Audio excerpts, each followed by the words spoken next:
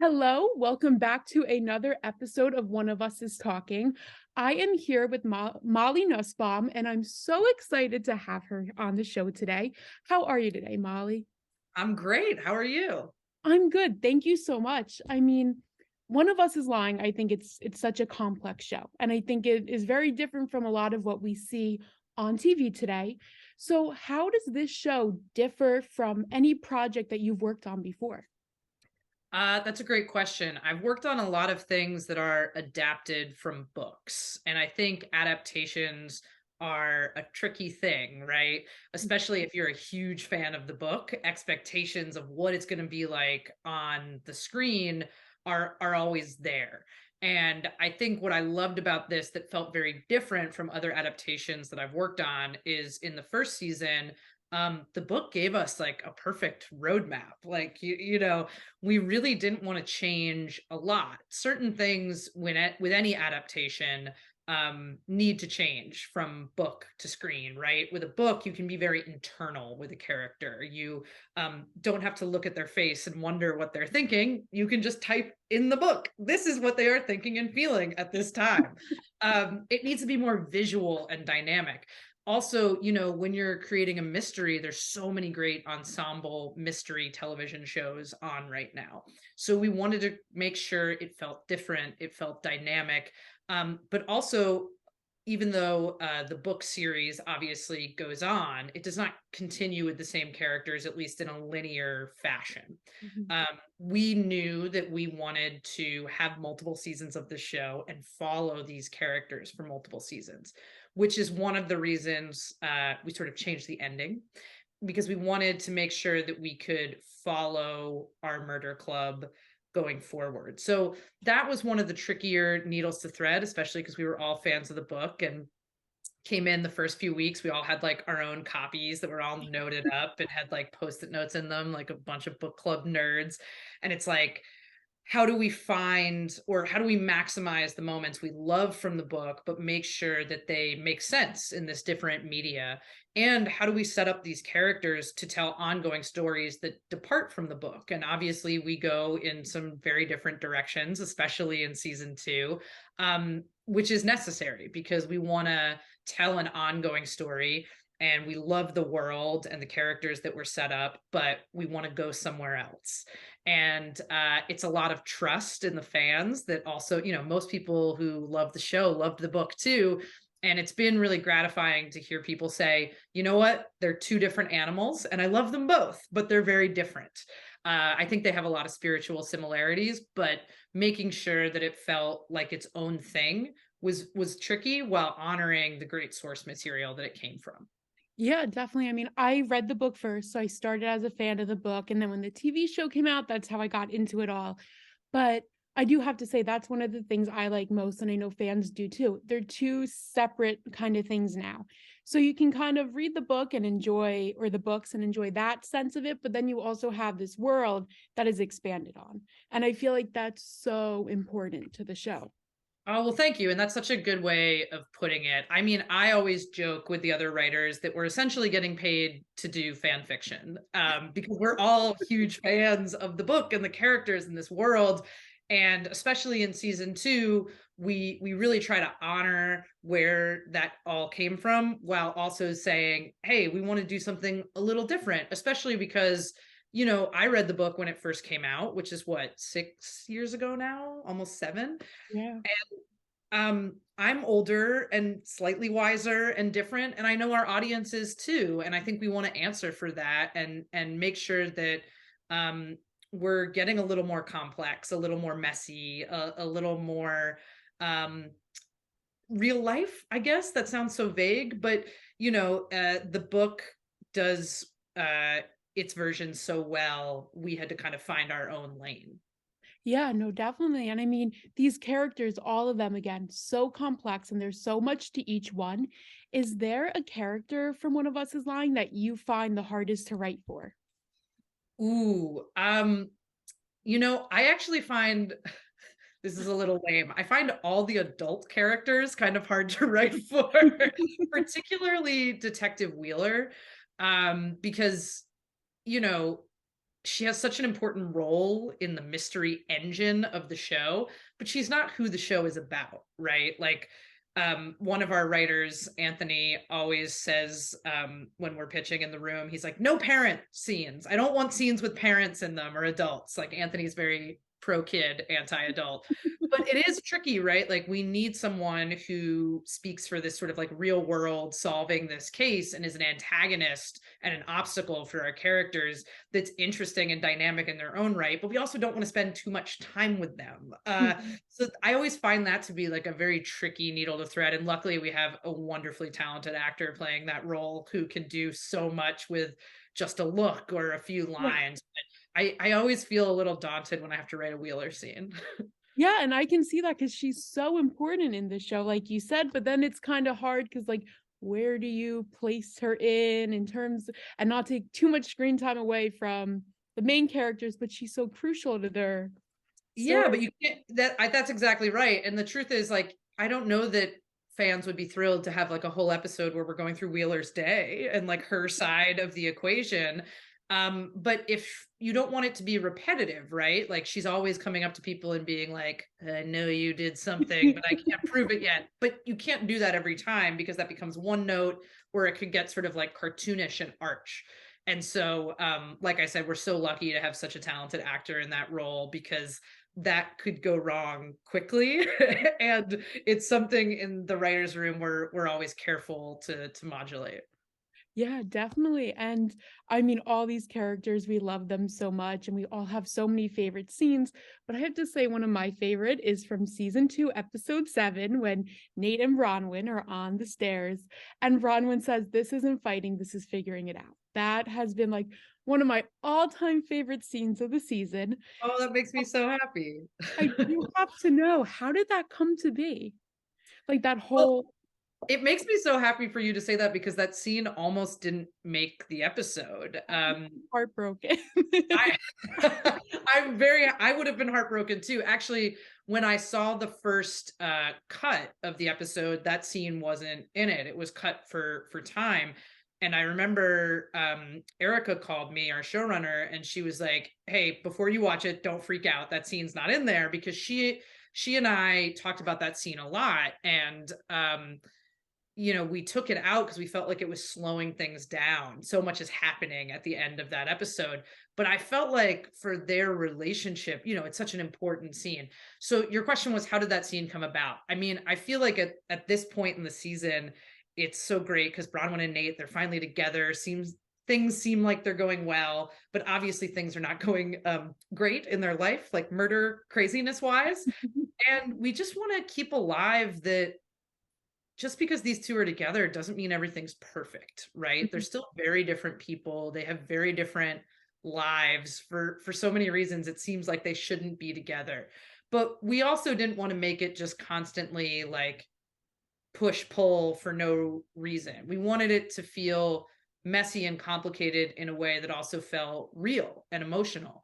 And one of the things we talked about a lot was like, Nate says earlier in the episode, he's like, we're at like their unused vacation home. Like, how can this person and I be together? Like, we are from different worlds. And we talked a lot about how Nate's past with his parents and with addiction and all of these things would really impact how he felt about being in conflict. And Bronwyn is so type A, and when she is in conflict, she is there to fix it. And that can be really overwhelming to be around. And so it was just interesting to say, like, how would this impact their relationship? And it was really important to Erica and also to Corey, who I co-wrote the episode with, that we delve into the idea that just because people are in conflict doesn't mean their relationship is bad. That sometimes when you're in conflict, it doesn't mean like, well, this isn't working, we should just break up. It means there's something to figure out. And actually, the exact line that you highlighted, like, this isn't fighting, this is figuring it out, is something my husband says to me frequently and said to me when we were dating, because I have some Nate tendencies where as soon as we would start arguing, I'd be like, well, I guess we should just break up forever because clearly we don't. And he's like, what? You're being insane right now. It's how I feel. And he's right about that. And it just felt like such a great opportunity to show these characters growing in a way we don't always see teenage relationships grow. Mhm. Which is that when you're in a relationship, it's not perfect all the time. And part of it is saying, hey, we're really different. How do we navigate those differences? And how do we learn more about each other in the process? So that's sort of where that came from. And after I watched the cut without it, and I was very panicked and I missed the scene so much, um, I said, can we please, please, please put it back in? And Erica said, I really want to put it back into, let's figure out a way how to put it back in, much like the line she said, we're not fighting, we're figuring it out. And so I'm so glad we found a way to get it back in there, because I just felt like it showed to the audience, like, this is a real relationship and this Mhm. is how it would feel, and this is how are these two people gonna continue to figure it out as their lives go on and get more complicated. Yeah, and it's so amazing that you were able to bring in kind of real life inspiration to that scene. That's so fun to hear. And I love it. And I know so many other fans do. So glad that it made it in the cut. Oh, And I thanks. mean, another Natewyn scene of yours in season one, episode 7 was the jail scene. And I thought that one was so important because it kind of stayed truthful to the book, but it also became an original moment for the show. How did you kind of keep the spirit of the book in that scene, but also add in like your own flair? Yeah, that's a great question. I co-wrote that episode with Anthony Johnston in season one, and Anthony is so talented. And we were both. I remember when we were talking about that scene, we had the scene from the book like in front of us, as we often did, and we were like, okay, we want to bring some of these lines and some of the things that are remnant, because that's such like an iconic scene. I hate to throw that word around, but it is. It's like an iconic scene in the book. But we really wanted to make it feel, I guess, in making it feel our own way, in the way that the show is different from the book, as we've already talked about, is like, how do we make it messy and complicated while still showing people, like, just because things are messy and hard doesn't mean like it's bad and it's over and you should disengage. And so I think we just talked a lot about really like, how do we show the longing that these people have, that they clearly care about each other so much, but they're so different, and expressing that is so difficult when you're really different people. um, and just, yeah, trying to bring in as much of that like crackling feeling that jumps off the page in the book as possible. And I remember we had done it a couple of times, and then we would read the scene that we wrote, and then we'd read the scene from the book and be like, we got to do it. We got to do it again. We got to do it again. It's so fun to hear how much goes into these scenes because it's so seamless on screen. You wouldn't know that there's so much rewriting, and then sometimes the scene doesn't make it. So that's really cool to hear. And then Yeah. when I talked to Erica, she had told me that the Bronwyn and Janae graveyard scene in season 2, episode 3, that was something that you kind of added in and it made her laugh. So how did you get that idea? Because again, Bronwyn and Janae, one of my favorite friendships. I loved that scene. So how did that? Oh, well, thank you. I love that scene too. I mean, I love weird, not weird, unexpected friendship combos, especially with this ensemble, because one of the fun things as we sort of depart the world of the book is like, okay, like what combinations of people have we not seen? And like, is that fun and interesting? And it's also fun because our cast is so wonderful, and they also just like love each other and are all friends. And so like, I think their chemistry really pops on screen. But that scene came about in part because there's so many Simon Says asks. Like, Simon Says is constantly giving these challenges. And so as writers, we were like constantly having to come up with more and more asks, which was a really challenging part of season 2.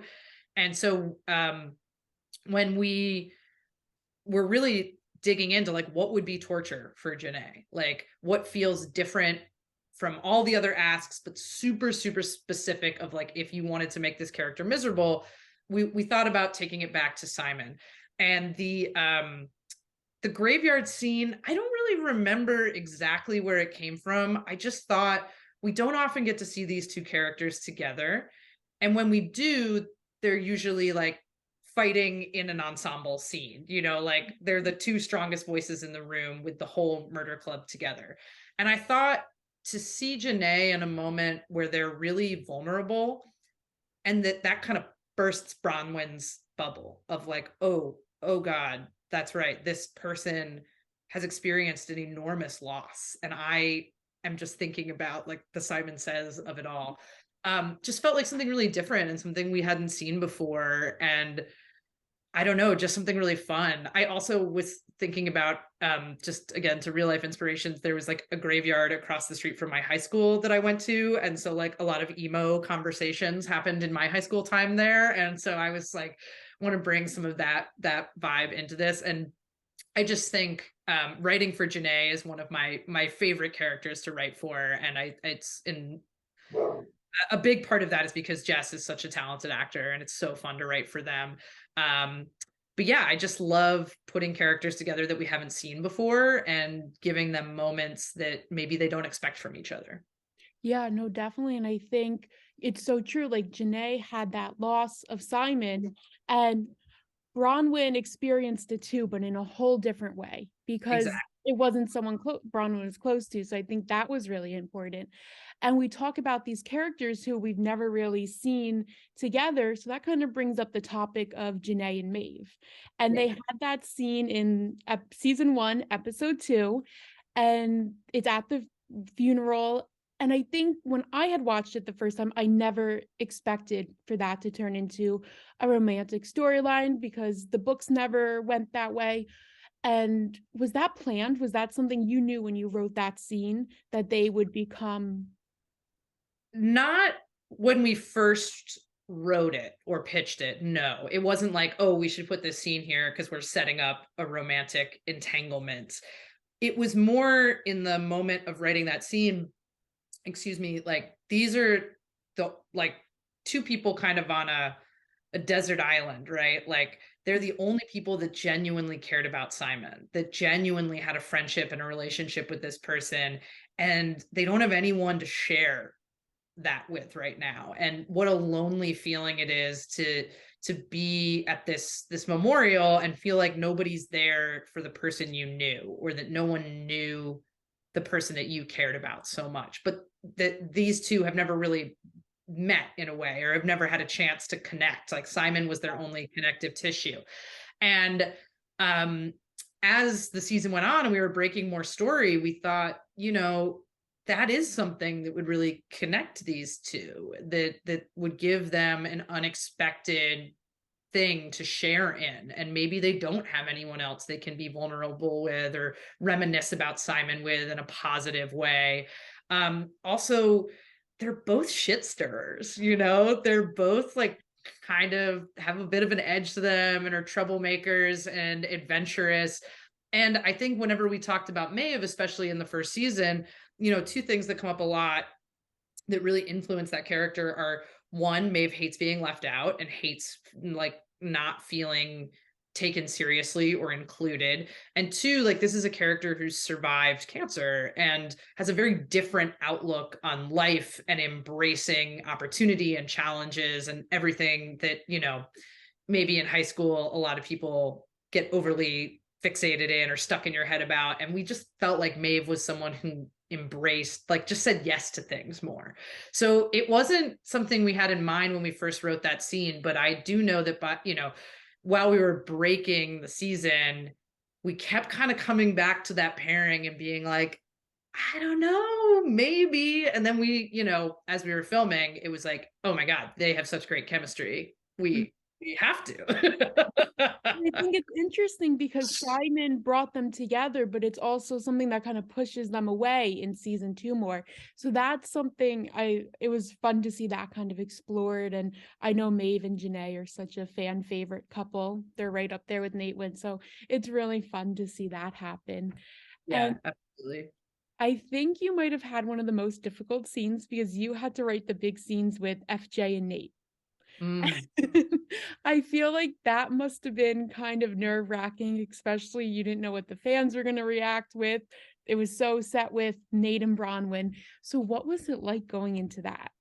I loved writing those scenes. It was so fun to write Fiona. It was so fun to see, like, to remind ourselves and the audience that it's like, yes, Nate and Bronwyn are together, but Nate's a bad boy and Nate's a flirt and Nate gets around and like um he's not a relationship guy. This is all new for him. And so seeing this kind of maybe side of Nate that we might have known or seen pre bad day in detention in the pilot episode, like this might have been more normal for Nate. It was also just fun to write the character of Fiona, who is really kind of like a sparring partner for Nate, who's funny and weird and like goofy in the same way that he is, and really give him, you know, somebody to have that like witty repartee with that's not Bronwyn.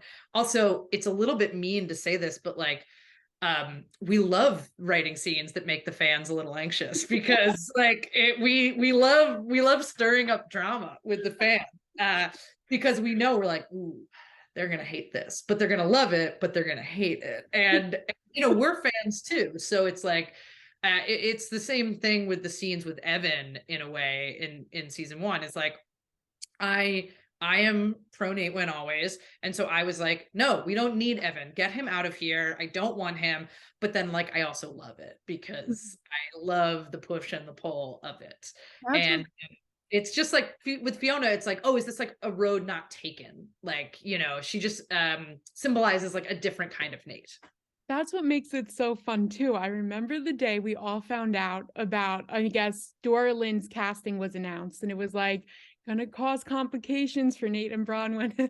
No one was thrilled. They're like, oh great, like what's gonna happen? But thinking back on those days, that's what made the wait to season 2 so fun, because it was constantly like all these theories, what's gonna happen. So it is true. And even though obviously I'm pro Natewyn, like love Natewyn, seeing those FJ Nate scenes, really it did bring out the new side of Nate that we never had really seen before.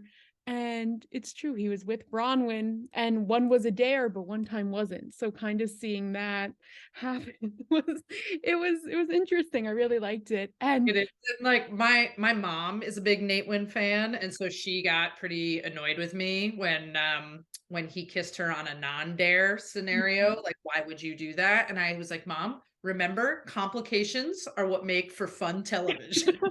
I I remember watching that, and I think I literally let out like a scream, and my family, what are you doing? I'm like, you don't get it. I'm here to torture you. I'm your Simon Says. It's true, it's true. But I think FJ and Nate really did work out, obviously not as a couple, but it worked well in this season, and it was great to see. And then we have Addie walking into the school in her Jackie Kennedy outfit. I thought that the music, everything about that was so iconic. Even Addie not really knowing what it was and Maeve explaining it. Where'd that scene idea come from? Oh boy. I mean, like I said, one of the hardest things about season two was like constantly coming up with new Simon Says asks. We drove ourselves insane.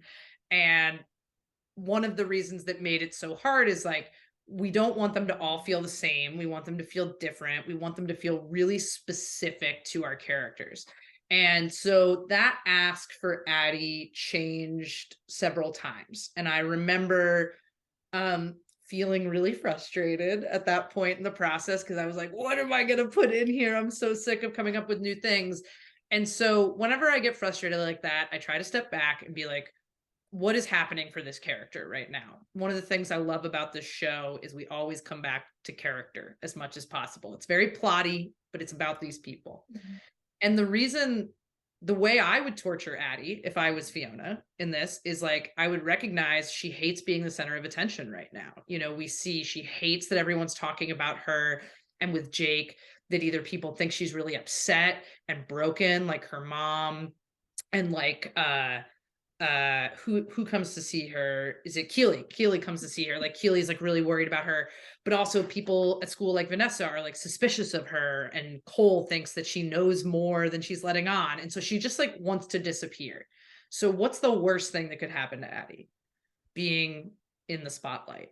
And once I thought about that, I was like, okay, well, what's a weird way to be in the spotlight? And I don't have a good explanation for why the first thing that popped into my head was she should come in dressed like Jackie Kennedy. I guess that's just my demented brain that I was like, that would be an iconic outfit. And then I also just thought it was a funny joke that I was like, of course Addie would not know who that was. And like, I would just, I don't know, it made me laugh. And I kind of put it in there and thought, we'll change it to something else. And we didn't. And I'm so glad we didn't, because that was like a moment I became very attached to, where she like walks down the hallway and, you know, the veil and the pillbox hat. Like, how could you not stare at her when she looks like that? I mean, it worked out so great. It even fit in the episode, and it was kind of like it went from that, then the Nate and FJ kiss. So, I mean, that was real. I think that's one of those scenes that down the line, when the show has been off air for 5, 10 years, those are going to be things that people look at and they're like, that's what was happening. Like, that's one of the scenes that people are going to look back on. And we kind of covered it a bit with the it's not fighting, it's figuring out scene, but were there any scenes that you had in scripts that got cut, or any ideas that didn't make it? Ooh, oh man, so many things end up, you know, having to get cut. Or like, I'm sure you talked about in one of your other interviews that we almost got Ashton in this season and that we didn't. So like, there are big things like that. Um, but the one that pops to mind is actually not from season 2, but in season 1, episode 2, at Simon's memorial, there was a scene I had written where Simon's mom, who's like the mayor, Mhm. confronts Mrs. Avery. And Mrs. Avery and Bronwyn were talking. And Bronwyn's like trying to figure out if maybe Miss Avery is like a suspect, like maybe Miss Avery did this. And then Simon's mom comes over and interrupts. And so Bronwyn's witness to this conversation, where I don't know if you're familiar with the movie Jaws, one of my all-time favorite movies. I am not, but Well, this is your homework tonight. There are many iconic scenes in the movie Jaws, but one of my favorites is this little boy named Alex Kittner gets eaten by the shark, and the mayor is still not closing the beaches in the movie Jaws, right? And so his mom comes out of this little boy's funeral and comes up to the mayor and gives this like really short but like impassioned speech about like, I just found out that you knew there was a shark and you didn't close the beaches, and that's why my son is dead. And it's so heartbreaking and amazing. And so I said I wanted to write my Alex Kittner's mom scene. So it was a scene where Simon's mom, Mayor Kelleher, comes over and says to Mrs. Avery, like, you were the adult in the room. You should have been there. Why were you not there to help my son? That he died on the floor of the library because you were negligent, and I hold you responsible for this. And Bronwyn hearing that, and not only seeing that it kind of like breaks Mrs. Avery, which makes her think, okay, maybe she's not responsible for this, because like, but also to see that like Simon's mom is a force to be reckoned with. Because there was a world where we thought maybe that would be a bigger character, and we just never had the space for it, because, you know, Anthony hates it when we write scenes for adults, and, you know, what are you going to do? But that was a scene that I really liked, and Dario and Erica always referred to it as my Jaws scene, and they would always say like, sorry, you can't have a Jaws scene. And I was like, but that was one that I really loved, that we just, you know, that was such a jam-packed episode. We never had time for it. yeah, it's so interesting to hear all this, because as such a big fan of the show, I love hearing like all these like fun little things that almost made it plot lines that could have been but never were. So I mean, that would have been a really good one, and seeing how Bronwyn kind of reacted with everyone. And yeah, no, definitely. I love that. Yeah, I think I got the flip side of the coin in the second season, where Bronwyn in that graveyard scene, right? Like, it's a reminder to the kids that weren't friends with Simon, like, this was a real loss for some people, and the pain from that is going to drive them to do potentially crazy things. And you also wrote all the Murder Club, Maeve, Vanessa, and Chris together. And I think that was one of the first times we had all of them there. What was that like? I feel like that must have been maybe a little more chaotic, because it was so much at once.